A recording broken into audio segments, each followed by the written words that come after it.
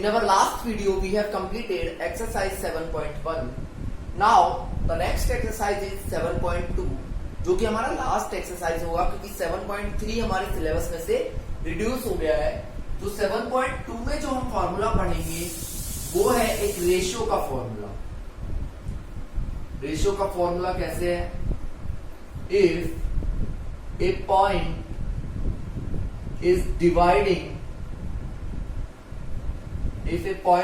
is dividing a line in m ratio n, then the coordinates of point। अभी मैं आपको समझा दूंगा कि क्या बोलना चाह रहा है। पॉइंट देखिए, इसको m रेशियो n की जगह हम m1 रेशियो m2 ले लेते हैं। इफ ए पॉइंट, अगर एक point is dividing A line, वो डिवाइड कर रहा है किसी लाइन को इन m1 रेशियो m2, किसी रेशियो में m1 रेशियो m2 में डिवाइड कर रहा है वो, then the coordinates of that point, तो उस पॉइंट के कोऑर्डिनेट्स क्या होंगे, इसके लिए एक फॉर्मूला दिया गया है। x कोऑर्डिनेट तो होगा m1x2 plus m2x1 upon m1 plus m2, और y कोऑर्डिनेट होगा m1y2 plus m2y1 upon m1 plus m2।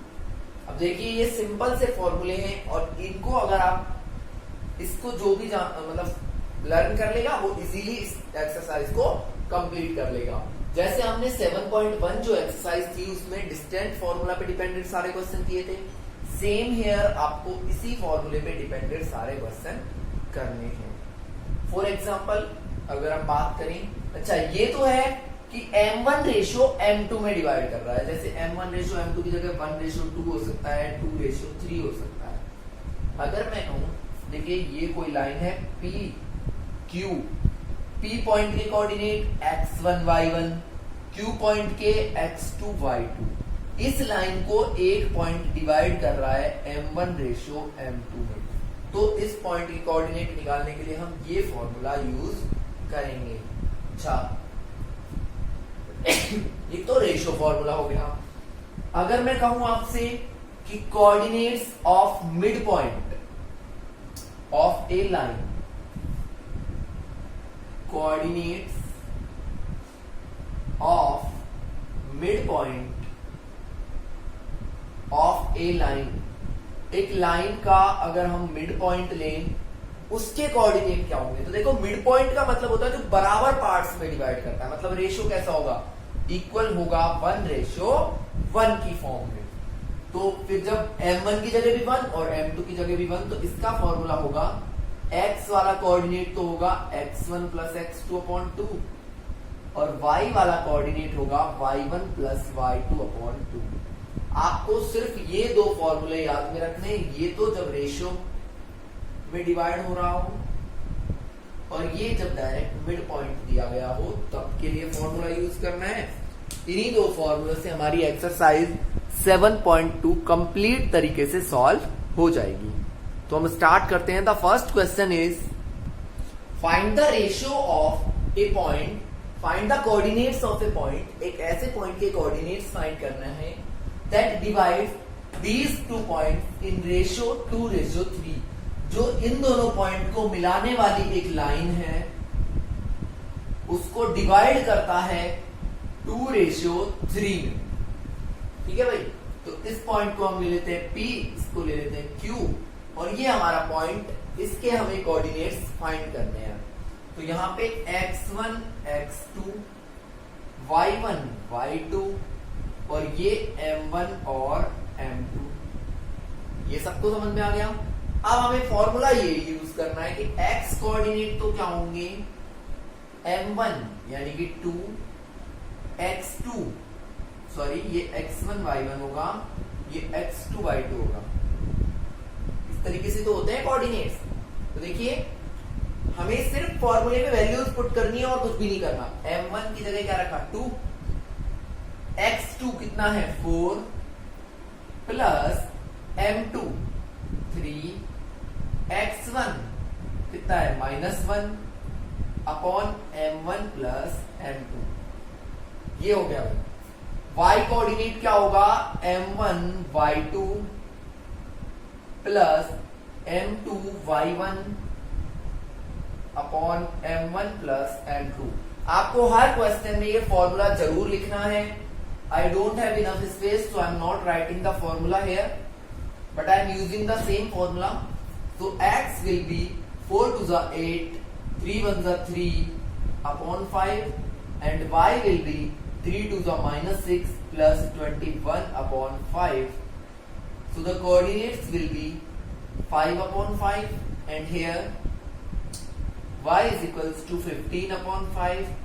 x की वैल्यू आएगी 1 और y की वैल्यू आएगी 3। तो पॉइंट के कोऑर्डिनेट क्या होंगे, x y is equals to 1, 3। These are the coordinates of that point which dividing the line in ratio of 2:3. It is our first question. Next is find the coordinates of a point that is doing trisection of a line joining. Trisection मतलब क्या होता है, 3 section करते हैं। ऐसे points की coordinate find करो जो इन दोनों पॉइंट को मिलाने वाली लाइन के कितने सेक्शन कर देते हैं, 3 सेक्शन कर देते हैं। यहां पे आपके सेकंड क्वेश्चन में ट्राई सेक्शन दिया हुआ है। सेम ऐसा ही आपको 9th क्वेश्चन मिलेगा जिसमें 4 सेक्शंस किए हुए हैं। तो आप इसको समझिए, 9th आपको खुद करना है। देखिए ट्राई सेक्शन का मतलब है कितने पॉइंट लूंगा मैं, 1 और 2। कितने सेक्शन हो गए, 1 2 एंड 3 हो गए ट्राई सेक्शन। अगर हमसे पूछता कि कोई 2 पॉइंट है और 4 सेक्शन करने हैं तो 1 2 3 कितने सेक्शन हो गए, 1 2 3 4। Is that clear? अगर ट्राई सेक्शन के लिए बोलता है तो कितने पॉइंट लेंगे हम, 2 पॉइंट्स। अगर 4 सेक्शंस के लिए बोलता है तो 3 पॉइंट में 4 सेक्शन हो जाएंगे। ये तो हमारे हैं ही x1 y1 x2 y2। अब देखो 2 पॉइंट है, एक तो ये वाला और एक ये वाला। इसका रेशियो क्या होगा और इसका रेशियो क्या होगा, देखते हैं, बात करें। देखिए इसके इधर कितने पार्ट हैं, 1 और इधर कितने पार्ट हैं, 2। तो इसका रेशियो होगा 1:2। अब इस वाले के इधर कितने सेक्शन है, 1 और 2 और इधर कितने हैं, 1। तो इसका रेशियो तो 1:2, इसका 2:1। अच्छा इस वाले में कैसे हो सकता है फिर, यहां तो आएगा 1:3, यहां आएगा 2:2 और यहां आएगा 3:1। ये आपका 9th क्वेश्चन है, ध्यान रखना। आपको सेम इसी तरीके से करना है, मैं ऑलरेडी आपको समझा रहा हूं, मैं करवाऊंगा नहीं बिल्कुल भी। तो ये मैं इरेज कर रहा हूं अभी। अब हमें इन दोनों पॉइंट्स के क्या निकालने हैं, कोऑर्डिनेट निकालने हैं। तो 2 अलग सॉल्यूशन हमें करने पड़ेंगे। अब हम इधर करते हैं। देखो x वाला क्या था, देखो इसको ले लेंगे m1, इसको ले लेंगे m2। तो देखिए x का फॉर्मूला क्या था, m1 x2 plus m2 x1 upon m1 plus m2। और y का फॉर्मूला था m1 y2 plus m2 y1 upon m1 plus m2। यही था। अब देखिए सॉल्व कर लीजिए बस। -2 प्लस 6 अपॉन 3, इधर आएगा -3 -2 अपॉन 3, ये हो जाएगा 4 अपॉन 3 और ये आएगा -5 अपॉन 3। तो एक पॉइंट के कोऑर्डिनेट तो ये आ गए पहले वाले के। अभी दूसरे के लिए हम बात करेंगे तो इस रेशो को ध्यान में नहीं रखना है, इसको रखना है m1 और m2। तो फॉर्मूला क्या होगा, m1 x2 plus m2 x1 upon m1 plus m2। और ऐसे ही y का होगा m1 y2 plus m2 y1 upon m1 plus m2। देखो सिंपल सा है, फॉर्मूले में पुट करो और वैल्यूज आ जाती है यहाँ पे। -4 प्लस 5 अपॉन 3 और ये आएगा -6 -1 अपॉन 3। तो ये तो 1 अपॉन 3 और ये -7 अपॉन 3। तो ये दो पॉइंट्स होंगे, पहला पॉइंट ये और दूसरा पॉइंट ये, जो कि इस लाइन को एक ट्राई सेक्शन में डिवाइड करते हैं. Is that clear? When there will be a try section we will take 2 points and we have to find the coordinates of 2 points, and if there is a 4 section in question then we will take 3 points. Next question देखिए, आपको एक graph दे रखा है, ये है A, ये है D, इसकी लेंथ है 100 मीटर, यहाँ पे 1 मीटर के डिस्टेंस पे पेड़ लगे हुए हैं, तो कितने टोटल पेड़ होंगे? 100 प्लांट्स. अच्छा, इधर लाइंस बनाई हुई हैं. एक गर्ल है निहारिका जो 1/4 डिस्टेंस ऑफ AD. AD का टोटल डिस्टेंस कितना है? 100, तो 1/4 कितना हो जाएगा? 25. मतलब y एक्सिस पे तो कितना चलती है निहारिका? 25. और कौन सी लाइन में? सेकंड लाइन में. तो देखिए इसका कोऑर्डिनेट क्या होगा? 2 और 25. निहारिका का कोऑर्डिनेट क्या होगा? हम उसको n से रिप्रेजेंट कर लेते हैं, 2 और 25. ऐसे ही एक लड़की है प्रीत, जो कि 8th लाइन में चलती है और 1/5 डिस्टेंस, तो 100 का 1/5 क्या होगा? 20. तो इसका कोऑर्डिनेट होगा 8, 20. कितना होगा? 8th लाइन और 20 मीटर का डिस्टेंस. एक अलग तीसरी लड़की है जिसका नाम है रश्मि, उसको इन दोनों के बीच में पेड़ लगाना है, बीच में फ्लैग लगाना है, बिल्कुल मिड में. तो बताओ वो किस लाइन में और किस डिस्टेंस पे अपना फ्लैग लगाएगी? तो देखिए मैंने आपको बोला था मिड पॉइंट के कोऑर्डिनेट क्या होते हैं? x1 plus x2/2, y1 plus y2/2. तो x के कोऑर्डिनेट कौन से हैं? 2 प्लस 8/2. और y वाले कौन से हैं? 25 प्लस 20/2. तो कहां लगाएगी वो अपना पेड़? ये तो आ जाएगा 10/2 और ये आ जाएगा 45/2. तो देखिए ये 5th लाइन में, कौन सी लाइन होगी? 5th line. और डिस्टेंस कितना आएगा इसका? देखिए 22.5 आएगा, है ना? तो मतलब कितने डिस्टेंस पे? 22.5 मीटर के डिस्टेंस पे अपना पेड़ वो फ्लैग लगाएगी. कौन? रश्मि, क्योंकि उसको इन दोनों के बीच में लगाना है और हमें मिड पॉइंट के कोऑर्डिनेट्स निकालना आता है. सीधा सीधा हमारे पास फॉर्मूला है, तो उसका यूज करके हम मिड पॉइंट के कोऑर्डिनेट्स फाइंड कर लेंगे. तो देखिए नेक्स्ट है हमारा फाइंड द रेशियो. इस बार हमें क्या फाइंड करना है? रेशियो फाइंड करना है इन विच दीज आर 2 पॉइंट्स. तो ये हो जाएगा x1 y1 और ये हमारा x2 y2 are divided by this point. अच्छा, अभी तक हम जो पॉइंट फाइंड कर रहे थे ना x y, वो हमें ऑलरेडी गिवन है. हमें फाइंड क्या करना है? m1 ratio m2. तो हम इसको लेट कर लेंगे कि m1 रेशियो m2 कितना है? k ratio 1. इस तरीके से बहुत ही इजी हो जाएगा ये. m1 रेशियो m2 कितना है? k ratio 1. फॉर्मूला आपको सेम यूज करना है. x इज इक्वल्स टू क्या होता है? m1x2 plus m2x1 upon m1 plus m2. और y इज इक्वल्स टू होता है m1y2 plus m2y1 upon m1 plus m2. यही हमारे फॉर्मूले हैं, तो यूज कीजिए. x की जगह -1, m1 की जगह आएगा k, तो m1 x2 यानी कि 6k हो जाएगा प्लस m2 यानी कि 1 और x1 यानी कि -3. तो 1 को -3 से मल्टीप्लाई करना है अपॉन k प्लस 1. अच्छा, y के लिए बात करें तो y की value 6 is equals to m1 यानी कि k, y2 यानी कि -8, कोई बात नहीं, मैं -8 को आगे लिख दूं, plus m2 y1 upon m1 plus m2. ठीक है भाई, अब हम इसको कर लेते हैं सॉल्व. देखिए k प्लस 1 को इधर मल्टीप्लाई करेंगे तो -k -1 हो जाएगा, क्योंकि -1 से मल्टीप्लाई कर रहे हैं. और इधर आएगा 6k -3. आपको एक ही पार्ट सॉल्व करने की नीड है, दूसरा आप करो मत करो, एक से ही आंसर आ जाएगा.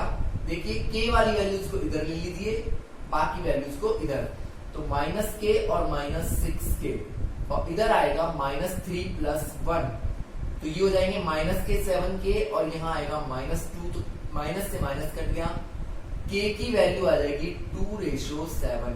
तो हमारा जो रेशियो है ना वो कितना हो जाएगा 2:7। हमारा आंसर कितना आएगा 2:7। आप किसी भी एक पार्ट को सॉल्व करके इजीली आंसर फाइंड कर सकते हो। Is that clear? तो ये था हमारा 4th क्वेश्चन। नेक्स्ट है हमारे पास फाइंड द रेशियो। एक ऐसा रेशियो फाइंड करना है जो इन दो पॉइंट्स को डिवाइड करता है एक्स एक्सिस। इन दो पॉइंट्स को कौन डिवाइड करता है? एक्स एक्सिस डिवाइड करता है। किस रेशियो में करता है वो रेशियो हमें फाइंड करना है। तो देखिए ये x1 y1, ये x2 y2, और रेशियो को हम लेट कर लेंगे क्या k:1। लेकिन यहाँ पे एक चीज नहीं है क्या, x और y, तो वो कहां से आएगा वो हम पढ़ रहे हैं। अब इसको वापस फाइंड रेशियो, एक ऐसा रेशियो फाइंड करना है जिसमें a और b डिवाइड होते हैं किससे? x एक्सिस से। अच्छा, कोई भी पॉइंट अगर x एक्सिस पे है इट मींस उसका y कोऑर्डिनेट क्या होता है? 0 होता है। ये बात पता है ना, 9th क्लास में पढ़ी है हमने। तो ये हो जाएंगे x और y। अब हम यूज करते हैं हमारा फॉर्मूला। हमने k:1 लिया हुआ है। अच्छा, y की वैल्यू हमें पता है ना 0, तो y वाला पार्ट यूज कर लो। y की वैल्यू कितनी है? 0। m1 यानी कि k, y2 यानी कि 5 प्लस m2 यानी कि 1, y1 यानी कि 5 upon m1 plus m2। Cross multiply कीजिए, क्या आएगा? k + 1 को 0 से मल्टीप्लाई किया 0, 5k + 5। ठीक है भाई, यहां से 5k = -5, तो यहां तो k की वैल्यू आ गई -1। ठीक है भाई, k की वैल्यू कितनी आ गई? -1 आ गई। बट k की वैल्यू माइनस में नहीं आ सकती क्योंकि रेशियो कभी भी माइनस में नहीं होता। एक सेकेंड, ये 1 और -5 है, तो देखिए यहाँ पे -5 होगा, यहाँ तो प्लस ही रहेगा लेकिन यहाँ माइनस है, तो यहाँ माइनस, और ये 1 प्लस का आ जाएगा। तो k की वैल्यू कितनी है? 1 है, तो हमारा रेशियो हो जाएगा 1:1। कितना हो जाएगा? 1:1। अच्छा, आगे ये और पूछा है फाइंड द x कोऑर्डिनेट। इसका x कोऑर्डिनेट और बताओ। तो x कैसे निकालेंगे हम? m1 अब हमें पता चल गया m1 m2 1 होंगे, तो m1 की जगह 1, m2 की जगह भी 1, तो m1 x2 यानी कि -4 plus m2 x1 upon m1 plus m2, तो ये आ जाएगा -3/2। तो x कोऑर्डिनेट तो कितना है? -3/2, और y कोऑर्डिनेट ऑलरेडी पता है 0 है, तो उसके कोऑर्डिनेट्स क्या होंगे? ये, और रेशियो क्या होगा? ये हमारा था 5th question.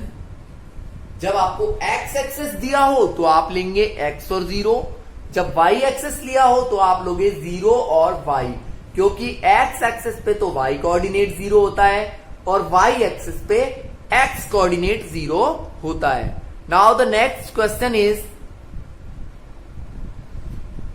1, 2, 4y, x6 and 3, 5 are vertices of parallelogram।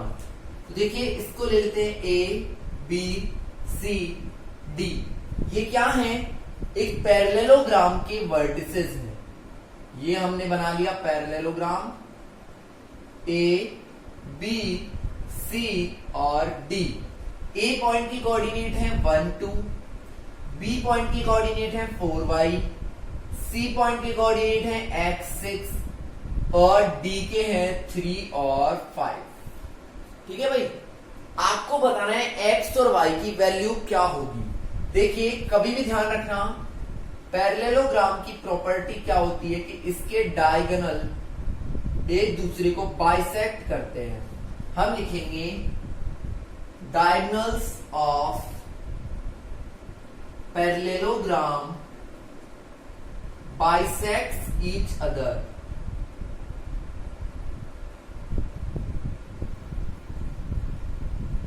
एक दूसरे को क्या करते हैं? बाइसेक्ट करते हैं, इट मींस ये जो O पॉइंट है ये AC का भी मिड पॉइंट है और BD का भी मिड पॉइंट है। सो O इज, अच्छा बाइसेक्ट करने का मतलब क्या है, बराबर दो पार्ट्स में, जब बराबर दो पार्ट है मतलब मिड पॉइंट है। सो O is mid point of AC, O AC का भी मिड पॉइंट है and O is mid point of BD, ये BD का भी क्या है, मिड पॉइंट है। तो देखिए हम क्या करेंगे, एक बार तो लेते हैं AC लाइन, इसका मिड पॉइंट निकालते हैं हमारे फॉर्मूले से। क्या होता है mid point, x1 plus x2 upon 2 और y1 प्लस y2 अपॉन 2, यही होता है। तो x1 प्लस x2, देखिए on AC line, AC line पे क्या होगा, x1 प्लस x2 अपॉन 2 और y1 प्लस y2 अपॉन 2, यही होगा भाई, क्योंकि x1 plus x2 upon 2, y1 plus y2 upon 2, तो कितना आ जाएगा ये 1 प्लस x अपॉन 2 और इधर आ जाएगा 8 अपॉन 2 यानी कि 4। ये किसके कोऑर्डिनेट आएंगे, मिड पॉइंट के यानी कि O पॉइंट के। किसके कोऑर्डिनेट्स हैं, O पॉइंट के। अब हम आते हैं ऑन BD लाइन। अगर हम BD लाइन का मिड पॉइंट निकालें, आप फॉर्मूला लिख लेना, तो क्या होगा, x1 प्लस x2 यानी कि 3 plus 4 upon 2, y1 plus y2 यानी कि 5 प्लस y अपॉन 2, तो ये हो जाएगा 7 अपॉन 2 और ये हो जाएगा 5 प्लस y अपॉन 2। अच्छा ये भी किसके कोऑर्डिनेट है, O पॉइंट के। किसके कोऑर्डिनेट है, O पॉइंट के। बस अब ये क्वेश्चन हो चुका है आपका, मैं इसको इरेज कर रहा हूं। जब दोनों ही O पॉइंट के कोऑर्डिनेट हैं, तो चाहे ये x कोऑर्डिनेट हो चाहे ये x कोऑर्डिनेट हो, दोनों कैसे होंगे, इक्वल। तो x कोऑर्डिनेट्स को भी इक्वल कर दो एंड y कोऑर्डिनेट्स को भी इक्वल कर दो। ठीक है भाई, 8 अपॉन 2 की जगह मैं लिख रहा हूं 4। भाई x कोऑर्डिनेट भी, क्योंकि एक ही पॉइंट है तो उसके कोऑर्डिनेट तो इक्वल ही होंगे, चाहे कितने ही तरीकों से निकाल लो। ये भी x कोऑर्डिनेट, ये भी x कोऑर्डिनेट, दोनों कर दिए इक्वल। 2 से 2 कट गया, 1 plus x is equals to 7, तो x आ जाएगा 7 माइनस 1 यानी कि 6। 4 2 जा 8 is equals to 5 plus y, इसको इधर लाएंगे तो y हो जाएगा 8 माइनस 5 यानी कि y हो गया 3। तो x की वैल्यू कितनी है, 6 और y की वैल्यू कितनी है, 3। ये हमारा क्या होगा, आंसर होगा 6th क्वेश्चन के लिए। Now the next question is find the coordinates of A। एक A पॉइंट के कोऑर्डिनेट फाइंड करने हैं where AB is diameter of a circle. जहां AB क्या है, एक सर्कल का डायमीटर है, तो ये सर्कल, ये इसका सेंटर, और सेंटर से होके ही जाता है कौन, डायमीटर। AB इसका हो गया डायमीटर। वो बोल रहा है सेंटर इज 2, -3। सेंटर कितना दे रखा है, 2, -3 और B दे रखा है 1, 4। A को हम ले लेते हैं क्या, x1 और y1। ठीक है भाई, तो देखिए डायमीटर का मिड पॉइंट ही तो होता है सेंटर जो होता है, क्योंकि सेंटर उसके बिल्कुल बीच में होता है। तो मिड पॉइंट के कोऑर्डिनेट्स क्या होते हैं, x1 plus x2 upon 2। y coordinate क्या होता है, y1 प्लस y2 अपॉन 2, यही तो होते हैं। तो देखिए x की वैल्यू तो हमने कितनी दे रखी है, बीच वाला पॉइंट तो दे ही रखा है। 2 इज इक्वल्स टू x1 हमें पता नहीं है, x2 अपॉन 2। ऐसे ही y coordinate is equals to y1 हमें पता नहीं है, y2 upon 2।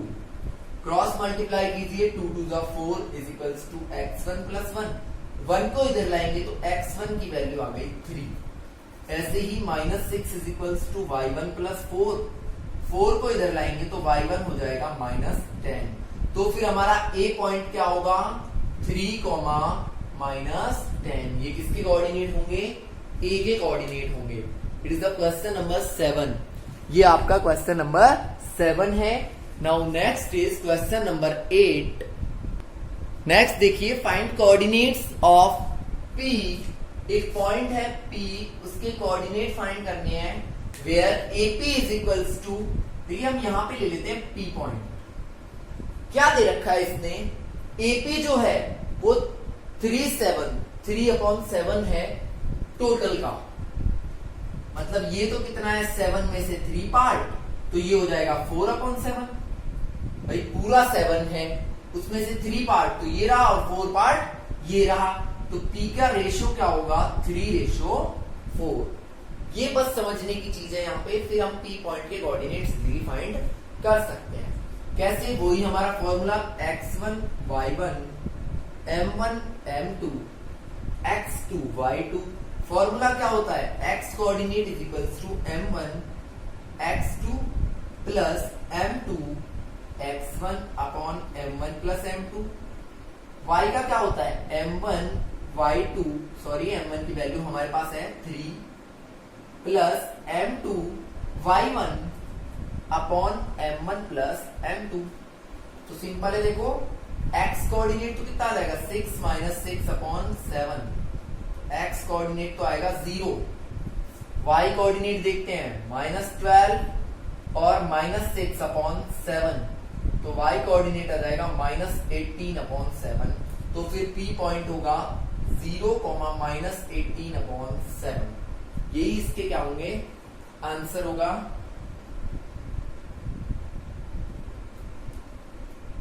Sorry 6 minus 4 to 8 होगा ये, तो ये -2 अपॉन 7 आएगा। कोई बात नहीं, आप इसको इस तरीके से अपना क्वेश्चन सॉल्व कर सकते हो। Now the last question is, जो अभी मैंने करवाया था वो 8th क्वेश्चन था, मैं एक्चुअली लिखना भूल गया था, 7 ही लिख दिया था। Find the area of rhombus, एक रोम्बस का एरिया फाइंड करना है जिसके वर्टिसेस दे रखे हैं आपको, और हिंट भी दिया है कि एरिया क्या होता है half into diagonal 1 into diagonal 2। मतलब पहले हमें क्या फाइंड करना होगा, डायगोनल्स की लेंथ फाइंड करनी होगी। तो पहले हम डायगोनल ड्रॉ करते हैं। एक डायगोनल तो होगा AC और एक होगा BD। तो देखिए AC क्या होता है, डिस्टेंस का फॉर्मूला, लेंथ मतलब डिस्टेंस। तो AC के लिए x1 y1 x2 y2, simple सा है, आप AC फाइंड कीजिए। x2 माइनस x1 यानी कि -1 -3 का square plus y2 minus y1 यानी 4 माइनस 0 का स्क्वायर। तो AC आएगा हमारा -4 का स्क्वायर प्लस 4 का स्क्वायर यानी कि 16 प्लस 16, और वो आ जाएगा √32 यूनिट, इस यूनिट आएगा।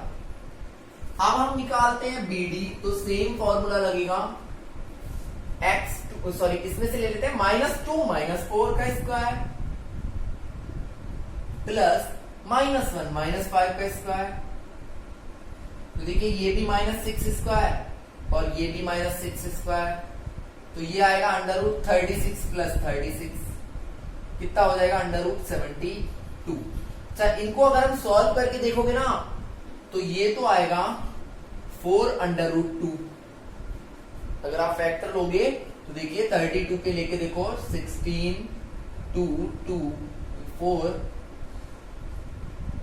2 4 2 2 1 ये आए, तो देखिए 2 2 4 और क्या बच गया 4√2।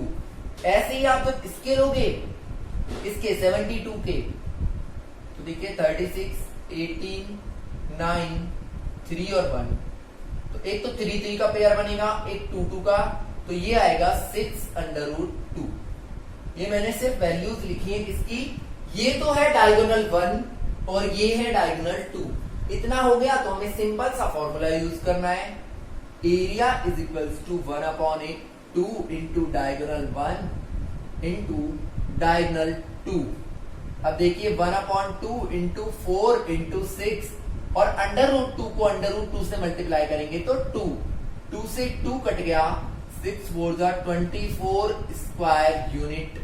यही क्या होगा हमारा आंसर होगा। एक्चुअली ये फॉर्मूला डिस्टेंस वाला है, तो ये 7.1 का क्वेश्चन होना चाहिए था, बट 7.2 में दिया है, सो डोंट वरी, हम इसको सॉल्व इस तरीके से कर सकते हैं। ये हमारी एक्सरसाइज 7.2 यहीं पे कंप्लीट होती है। एक हमारी एक्सरसाइज 7.3 जिसको हटा दिया गया है, उसमें एरिया ऑफ ट्राइंगल होता है, तो वो हमारे सिलेबस में से रिमूव कर दिया गया है, उसको हम पढ़ेंगे भी नहीं। तो ये हमारा यहीं पे 7th चैप्टर कंप्लीट होता है। तो आप लोग प्लीज चैप्टर्स को कंप्लीट करके रखिए। देखिए हम पढ़ चुके हैं 1, 2, 3, 4, 5, 7, 8 और 13। ये चैप्टर्स हम कंप्लीट कर चुके हैं।